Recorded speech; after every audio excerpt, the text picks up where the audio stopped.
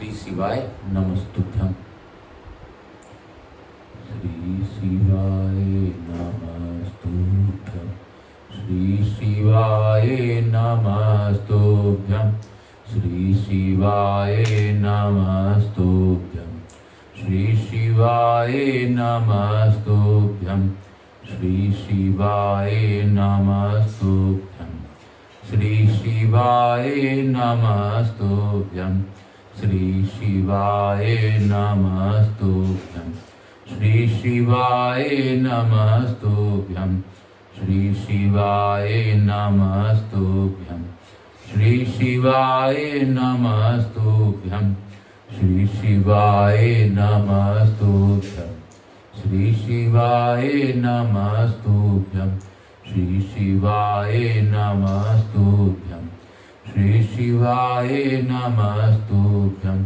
हर हर महादेव। काल हर दुख हर दारिद्र हर कष्ट हर हर हर महादेव।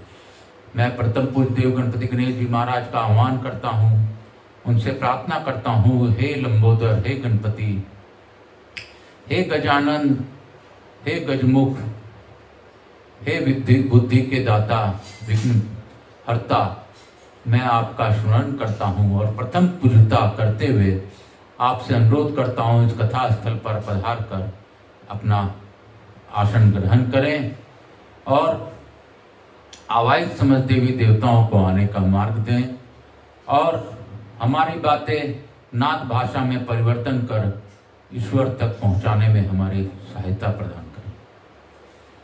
हे गणेश जी महाराज, आप सच में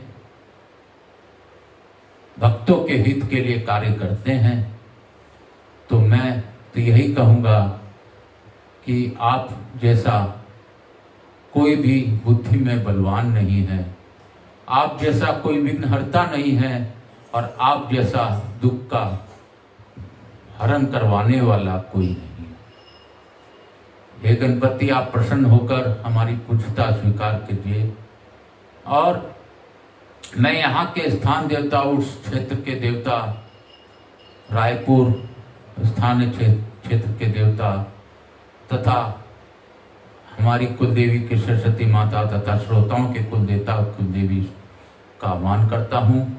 मैं अपने भोलेनाथ, मैया पार्वती, शिव परिवार का आह्वान करता हूँ तथा उनसे प्रार्थना करता हूँ कि आप गौर विदुर का आसन ग्रहण करें और इस कथा का श्रवण कर हम लोगों को कृतार्थ करें। मैं जगन्नाथ जी, बलभद्र जी, सुभद्रा माई और लक्ष्मी जी महारानी का भी आह्वान करता हूँ। मैं स्कंद कुमार स्कंद देव से प्रार्थना करता हूँ कि जैसी कथा वो सुनाना चाहें वह स्कंद पुराण की इस अद्भुत कथा का श्रवण करवा ले, कर ले, सुन ले और सुनवा ले। मैं यहाँ के सभी देवी देवताओं को आग्रह करता हूँ कि आप अपना उचित आसन ग्रहण करें और कोई भी भूल चूक से आह्वान में छूट गए हों तो सभी देवी देवता सम्मान पूर्वक मेरे आग्रह को स्वीकार कर इस कथा पर पधार कर हमें अनुग्रहित करें। हे भोलेनाथ, हे दया सिंधु, हे कर्म विधाता, हे भोलेनाथ बाबा, सत्य है कि लोग 33 कोटि देवता हमें भाग्य अनुसार देते हैं, लेकिन आप हमारे काल को भी पलट देते हैं, इसलिए महाकाल। हे महाकाल, मैं आपसे प्रार्थना करता हूं कि आप अपनी अखंड कृपा सभी पर बनाए रखें। मैं आकाश राजगढ़िया बंसल गोत्र उत्पन्नोहम उमा शंकर नारायणी देवी राजगढ़िया का पुत्र संवरिया बाबा, मेरे गुरु आज्ञा लेकर आज की कथा प्रारंभ करूंगा। गुरुदेव से यही विनती करूंगा कि आप यवतमाल में विराजमान रहकर हमें गुरु आज्ञा दीजिए। आपके बिना ईश्वर की प्राप्ति नहीं हो सकती और गुरु बिना ज्ञान नहीं आ सकता और गुरु की कृपा के बिना भक्त कभी भी ईश्वर को पुकार नहीं सकता। तो हे गुरुदेव, आप अपनी आज्ञा देकर मुझे कृतार्थ कीजिए। मैं पंडित प्रदीप जी मिश्रा को जितना भी धन्यवाद दूं वो कम होगा, क्योंकि उन्होंने मुझे 18 पुराण पढ़ने के लिए प्रेरित किया। प्रथम पुराण मैंने बाबा भोलेनाथ के समक्ष पढ़कर इस कथा का पूर्ण किया, जिसका शिव महापुराण का पूर्णाहुति की। और अभी शिव जी की आज्ञा अनुसार मैं स्कंद पुराण पढ़ रहा हूँ। इसके बाद लिंग पुराण पढ़ूंगा, फिर 18 पुराण की ओर धीरे धीरे मैं बढ़ता चलूंगा। तो आप सभी मेरे श्रोताओं को भी अनुरोध है कि इस कथा का श्रवण कीजिए, आनंद लीजिए और यह जानिए कि ईश्वर आपके कार्य के लिए किसी न किसी को चुनते हैं। मैं अपने पितरों और पितरानी तथा अपने श्रोताओं के पितरों और पितरानी का भी आह्वान करता हूँ। हे पितरदेव, आपकी कृपा बिना सत्य में सृष्टि में कुछ नहीं है। आप ही हैं जो पितृलोक मातृलोक में रहकर हम लोगों को आशीर्वाद देते हैं, हम लोगों के कष्टों में हमारा साथ देते हैं। मैं अपने पूर्वजों को मनन करते हुए आज की कथा की ओर बढ़ूंगा, लेकिन उससे पूर्व थोड़ा सा बात आप लोग के साथ चर्चा और करूंगा। कल हम लोगों ने राखी का अद्भुत त्योहार मनाया। राखी रक्षा सूत्र बांधने का विधान है और रक्षा सूत्र एक भाई अपने बहनों से बंधवाता है और बहनें उन्हें बांधकर उनकी लंबी जीवन की आयु की प्रार्थना करती है और बहनें का लाज का रक्षण या उसके रक्षा के लिए भाई वचनबद्ध होता है। तो कितना अद्भुत कल का त्योहार था। इस त्योहार के लिए सभी को पुनः बधाई और यही कहूंगा कि मेरी बहनें की कृपा मुझ पर बनी रहे और मैं उनके सदैव रक्षा के लिए कार्य कर सकूं। बाबा से यही प्रार्थना करता हूं कि हे बाबा, मेरे बुद्धि में हमेशा सत्कर्म की ही बातें दीजिए, मुझे सत्कर्म की ओर ले जाइए और मुझसे अपना कार्य करवा लीजिए। मैं आज की कथा बढ़ने से पूर्व कल का थोड़ा अल्प हम लोग स्मरण करेंगे। ओम नमः शिवाय, ओम नमः शिवाय, हर हर भोले नमः शिवाय, ओम नमः शिवाय, ओम नमः शिवाय, हर हर भोले नमः शिवाय, ओम नमः शिवाय, ओम नमः शिवाय, हर हर भोले नमः शिवाय। शिव गंगाधराय, शिव गंगाधराय, हर हर भोले नमः शिवाय, नमः शिवाय, नमः शिवाय। बोल बम का नारा है, बाबा एक सहारा है। बोल बम में संदेशा है, ब्रह्मा विष्णु महेश एका। इसके बाद राजा आज पुनः अपनी स्त्री के साथ पाताल लोक में हाटकेश्वर जी के समीप चले गए। अजाग्रह ने स्थित होने के कारण इस क्षेत्र में की देवी सब और अजाग्रह के नाम से विख्यात हुई। आज भी राज यक्षमास में ग्रस्त हुआ जो मनुष्य विधि से देवी का पूजन करता अवस्थित ही निरोग हो जाता है। बोलो हाटकेश्वर भगवान की जय, बोलो अजाग्रह की माता की जय। सूची कहते हैं पूर्व काल में श्रेष्ठ नगर वर्धमानपुर में वीर शांत नाम से विख्यात एक ब्राह्मण रहते थे। वे विद्या में प्रवीण थे। उनके एक कन्या उत्पन्न हुई जो प्रमाण से बहुत बड़ी थी। वह कुमारी धीरे धीरे युवा अवस्था को प्राप्त हुई, परंतु किसी भी पुरुष ने उसका वर्ण नहीं किया, क्योंकि जो काम मोहित पुरुष अत्यंत थोड़े केस वाली अत्यंत बड़ी तथा अधिक नाटी कन्याओं से विवाह करता है, वह 6 महीने तक के भीतर मृत्यु को प्राप्त होता है। इसी कारण सब लोग उस कुमारी को बहुत बड़ी बताकर त्याग देते थे। इससे विराग को प्राप्त होकर उस कुमारी ने घोर तपस्या की। इस प्रकार तप में लगी इस कन्या के समीप राज संपदा उपस्थित हुई। उस समय इंद्र ने उसे प्रत्यक्ष दर्शन देकर कहा, सुबह तुम कन्या अवस्था में ऋतु काल को प्राप्त हुई हो, इस कारण सदोष हो गई हो, अतः किसी पति का वर्ण करो। जिससे पवित्रता को प्राप्त होगी। यह सुनकर उस कन्या को बड़ी लज्जा हुई। उसने वर्तमानपुर में जाकर हाथ उठाकर कहा, यदि कोई कुलीन ब्राह्मण मेरा पानी ग्रहण करे तो मेरी आदि तपस्या उसकी हो जाएगी और मैं उसका कल्याण करूंगी। यह सुनकर किसी कोढ़ी ब्राह्मण ने उसे बुलाकर कहा, यदि तू सदा मेरे कहे अनुसार चले तो मैं तेरी पानी ग्रहण करने के तेरा साथ विवाह करूंगा।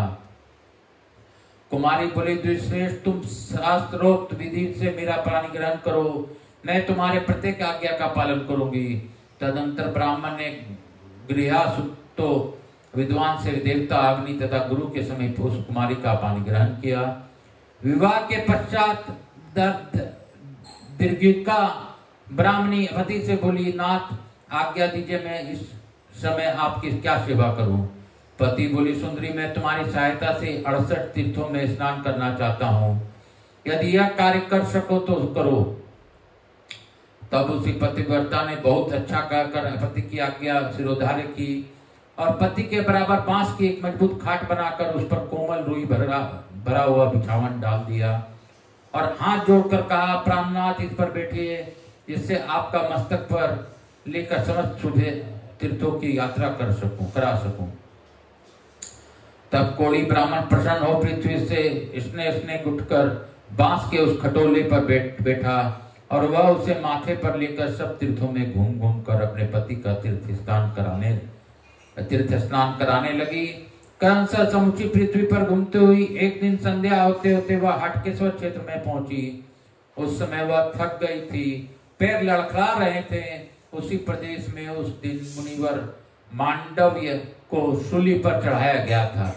वे अत्यंत दुख सहन करते हुए शूली पर बैठे हुए थे। पतिव्रता दीर्घिका माथे पर भार लेकर उसी मार्ग से निकली।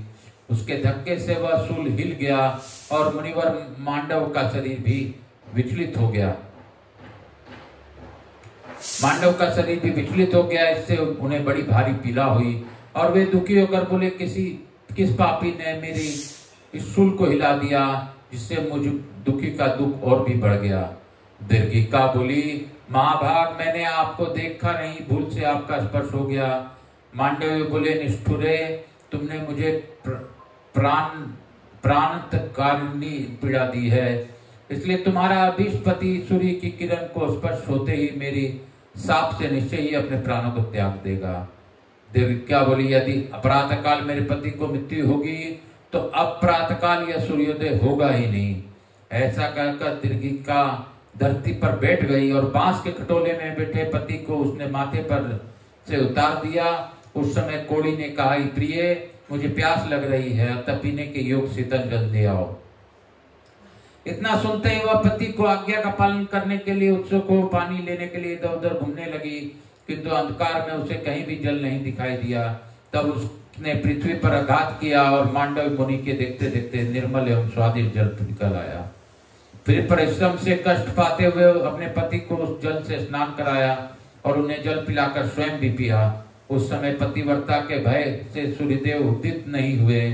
इससे प्रातःकाल आने में बहुत बड़ा विलंब हुआ। रात्रि को बहुत बड़ी होती देख यह कर्म करने वाले शांतचित्त ब्राह्मण बहुत दुखी हो गए। देवता यह भाग से वंचित होकर बड़े कष्ट में पड़े रह गए और सत्यनारायण के निकट जाकर बोले, दिवाकर, आपका उदय क्यों नहीं होता? देखिए, आपके बिना संपूर्ण जगत व्याकुल हो रहा है। सूर्यदेव ने कहा, देवताओं, मैंने पतिव्रता के आदेश से अपने उदय रोक रखा है, अतः आप लोग सब लोग उसके पास जाकर मेरे उदय के लिए अनुरोध करें। उसकी आज्ञा होने पर मैं सुख पूर्वक उदय हो जाऊंगा। 1,00,000 यज्ञों के अनुष्ठान से जो फल प्राप्त होता है उसी को स्त्री केवल पतिव्रत धर्म के पालन से प्राप्त कर लेती है। यह सुनकर सब देवता उस उत्तम क्षेत्र को गए और दीर्घिका के सम्मुख खड़े हो कोमल वचनों में बोले, पतिव्रते, तुमने जो सूर्य का उदय रोक दिया सो अच्छा नहीं किया, क्योंकि इससे पृथ्वी पर शुभ कर्मों का अनुष्ठान रुक गया है। अतः सुबह तुम आज्ञा दे दो जिससे सूर्यदेव उदित हो। दीर्घिका बोली, मांडवी मुनि ने अकारण मेरे पति को शाप दिया है, जब मेरे पति ही नहीं रहेंगे तब मुझे सूर्योदय से, यज्ञ से, श्राद्ध से और दान आदि से क्या प्रयोजन है। तब सब देवता एक दूसरे की ओर देखकर दीर्घिका को से बोले, अय भद्रे, सूर्य क्या उदय होने दो, तुम्हारे प्रिय पति की मृत्यु हो जाए और ये मुनिवर मांडव की सत्यवादी हो जाए। इसके बाद हम शीघ्र मृत्यु के मार्ग में गए हुए तुम्हारे पति को पुनः जीवित कर देंगे। उस समय तुम्हारे पति को अवस्था 25 वर्ष की सी हो जाएगी और तुम बड़े सुंदर रूप में अपने पति का दर्शन करोगी। तुम भी 15 वर्ष की अवस्था से युक्त एवं कमल के समान नेत्रों वाली होकर स्वेच्छा अनुसार मृत्यु लोक में सुख का भोग करोगी। और ये पाप रहित मुनिवर मांडव भी शूल भेद की पीड़ा से मुक्त होकर सुख के भागी होंगे। तब दीर्घिका ने बहुत अच्छा कहकर देवताओं की बात मान ली। उसके हाँ कहते ही भगवान सूर्य बड़े वेग से उदित हुए। सूर्य की किरणों का स्पर्श होते ही कोढ़ी ब्राह्मण की मृत्यु हो गई, किंतु देवताओं के हाथों का स्पर्श पाकर पुनः वह उठ खड़ा हुआ। उसकी अवस्था 25 वर्ष की सी दिखाई दे रही थी। जान पड़ता था दूसरे कामदेव ही आ गए हैं। उसे अपने पूर्व जन्म की सब बातों का स्मरण था, अतः इस नूतन जन्म से उसे बड़ा हर्ष हो रहा था। दीर्घिका भी भगवान शंकर का स्पर्श पाकर दिव्य लक्षणों से लक्षित युवती हो गई। उसके नेत्र कमल दल के समान शोभा पा रहे थे, मुख चंद्रमा के समान मनोहर प्रतीत होता था। तदनंतर देवताओं ने मांडवी मुनि की सूली से उतार कर कहा, मुने, आपने जो शाप दिया था वह आपका वचन सत्य किया गया। सूर्य की किरणों के स्पर्श से वह कोढ़ी ब्राह्मण मर गया। तत्पश्चात पुनः हमने इस स्त्री के साथ उसे तरुण जीवन प्रदान किया है, अतः अब आप अपने आश्रम में पधारे और इससे हमसे वर मांगे। बोलो शंकर भगवान की जय, हाटकेश्वर क्षेत्र की जय, बोलो मेरे भोलेनाथ की जय, मांडवीय मुनि की जय, बोलो मेरे पतिव्रता नारी की जय, पति के सभी बातों को मानने वाली नारी की जय, दीर्घिका की जय। इस प्रकार आज की कथा यहीं पे हम लोग इसी अध्याय के साथ समाप्त करेंगे। और बाबा भोलेनाथ को मैं धन्यवाद देता हूं कि हे बाबा, आपके आशीर्वाद से मैं इस कथा को सुन पा रहा हूं, सुना पा रहा हूं, पढ़ पा रहा हूं, पढ़ा पा रहा हूं। हे बाबा, मुझसे किसी प्रकार की त्रुटि हुई हो तो क्षमा कीजिएगा। मैंने प्रयास किया है, गुरु और चरणों के माध्यम से आपको अर्पण करता हूं। आप इस कथा का स्वीकार करते हुए हमें इस कथा का श्रवण का लाभ दीजिए। हमें भी हाटकेश्वर क्षेत्र के समस्त तीर्थों का भान कराइए और समस्त तीर्थों का अनुभव कराते हुए हमारे निरोगी काया प्रदान कीजिए। हमें सभी कष्टों को हमारा दूर कीजिए। यही बात कथा करते हुए आज हम लोग लघु आरती की ओर बढ़ेंगे। बाबा भोलेनाथ बम बम भोला त्र्यंबकेश्वर नाथ, बम बम भोला भोला रे भोला, बोल बम्मा बोल बम्मा बोल बम्मा बोल, चल रे भैया बोल बम्मा, चल रे बहना बोल बम्मा, बोल बम्मा बोल बम्मा बोल बम्मा बोल, बोल के चलो बोल बम, गा के चलो बोल बम, नाच के चलो बोल बम, हम सब मिल बोले बोल बम। बोल बम का नारा है, बाबा एक सहारा है। बोल बम का नारा है, मेरा बाबा एक सहारा है। बोलो बम।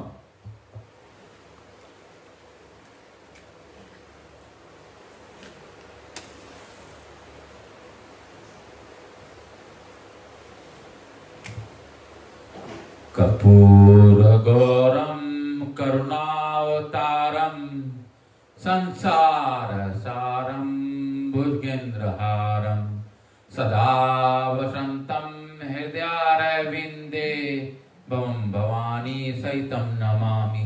श्री राम जय राम जय जय राम, श्री राम जय राम जय जय राम, श्री राम जय राम जय जय राम, श्री राम जय राम जय जय राम, श्री राम जय राम जय जय राम, श्री राम जय राम जय जय राम। मातृदेवी व पितृदेव व सब पितृ देवताभ्याम नमो नमः। स्थान देवता, वास्तु देवता, ग्राम देवता, चित्पाल देवता, समस्त देवी देवताभ्यो नमः। राधा कृष्णाय नमो नमः, भक्तवत्सलाय नमो नमः, महाकाल राजाय नमो नमः, समस्त देवी देवताभ्यो नमो नमः। मातृदेवी व पितृदेव व सब पितृ देवताभ्याम नमो नमः। यहाँ के स्थान देवता, वास्तु देवता, ग्राम देवता, चित्पाल देवता, समस्त देवी देवताओं को वंदन करते हुए लघु आरती करता हुआ आज की कथा को यहीं पे विराम देता हूँ। कल हरा दुखरा दारी धरा कष्टरा, हर हर महादेव, हर हर महादेव।